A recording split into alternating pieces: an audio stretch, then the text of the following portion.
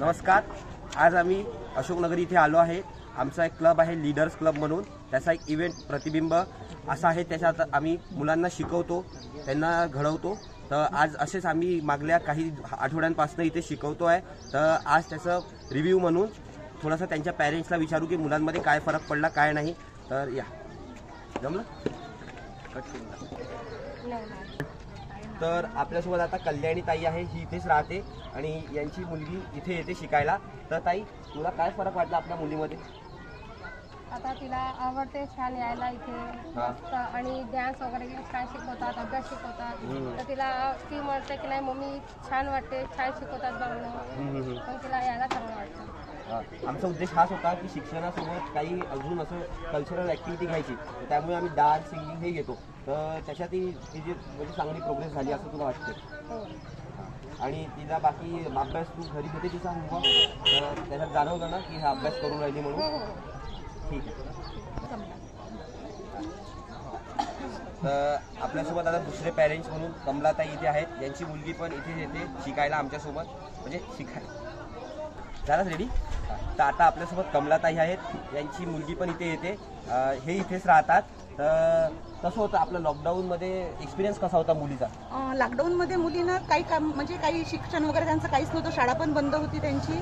पण आता जेव्हापासून तुमच्याकडे क्लासेस चालू आहेत प्रतिबिंबचे जे, त्यामध्ये मुलं बरंच काही शिकून राहिलेले आहेत. त्यांना बरंच काही येते. ॲक्टिव्हिटीज तुमच्याकडे चांगल्या आहेत. आणि मुली आता कशा अभ्यासाला लागून गेलेल्या आहेत आता. आणि त्यांना बरं वाटते. असं शनिवार आणि रविवारची कंटिन्युटी वाट पाहत राहतात की कधी शनिवार आणि रविवार येतो. आणि बाकीचे तुम्हाला काय वाटतं की अजून काय ॲड ऑन केलं पाहिजे? आम्ही जसं कल्चरल तर घेतोच आम्ही आणि स्पोर्ट्सही घेतो, शिक्षण तर सुरूच आहे आपलं. तर असं काही वाटते की अजून काही आणावं की एवढं आता सध्या ठीक आहे, याच्यात एवढी प्रोग्रेस चांगली दिसत नाही? तसं पाहतो म्हटलं तर सगळं काही व्यवस्थित आहे. पण जरी तुमची जर काही इच्छा असेल की तुम्ही आणखी काही प्रोग्रेस करायचं असेल तर तुम्ही करू शकता. त्यामध्ये आम्ही आमच्या मुलांना हे शिक्षण पाहून खूप खुश आहोत. आणि आम्ही तुमचे आभार मानतोय की आमच्या मुलांना तुमच्यामुळे बरंच काही शिकायला मिळत आहे. थँक्यू. जमलं आहे काय? तर आता आपल्यासोबत निमिषा काकू आहेत. यांची मुलगी पण इथे येते शिकायला. असू दे ना, काही असू दे बेटा. तर आता आपल्यासोबत निमिषाताई आहेत. तर यांचा मुलगा पण इथे येतो शिकायला. तर कसं लॉकडाऊनमध्ये जेव्हा ऑनलाईन क्लासेस वगैरे होते तर तेव्हा मुलं ते म्हणजे अभ्यास करत होते का? लॉकडाऊनमध्ये जसं घरी राहत होते तर त्यांची पूर्ण लिंकच तुटली होती लॉकडाऊनमध्ये. आणि कसं थोडं बहुत करत होते. पण आता इथे येत आहेत. आता त्यांची लिंक पुन्हा तुम्ही जे जे शिकवत आहे त्यांची लिंक त्यांना आता ते प्रोग्रेस करून राहिले लॉकडाऊनमध्ये पण.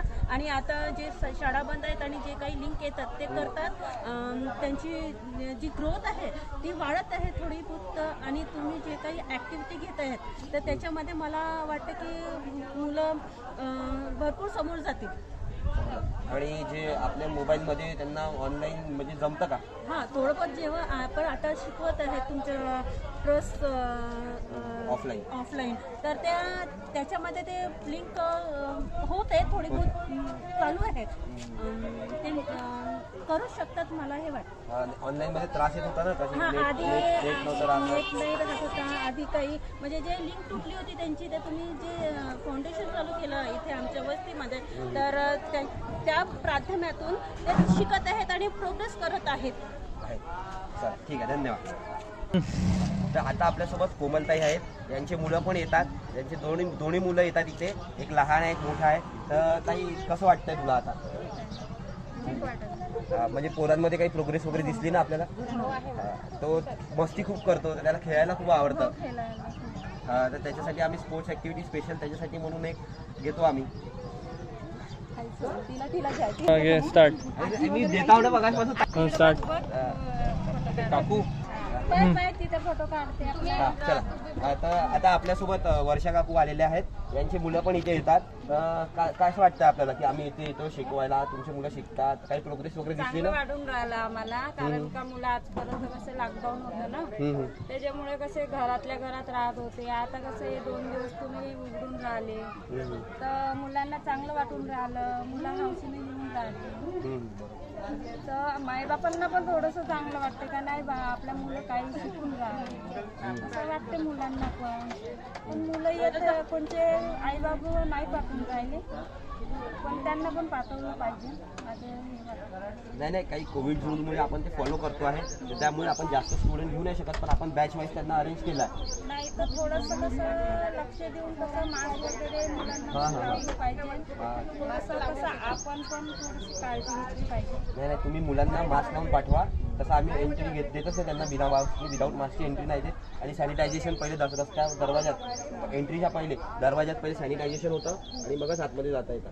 कारण का कसं आता हे अजून तिसरी लाट मुलांवर येऊन राहिली. इफेक्ट करेल. हां तर त्याच्यामुळे कसं आईबाबांना थोडंसं काळजी वाटते ना. बरोबर. मेन गोष्ट आता डेंग्यूची पण हे झालं. चल ठीक आहे.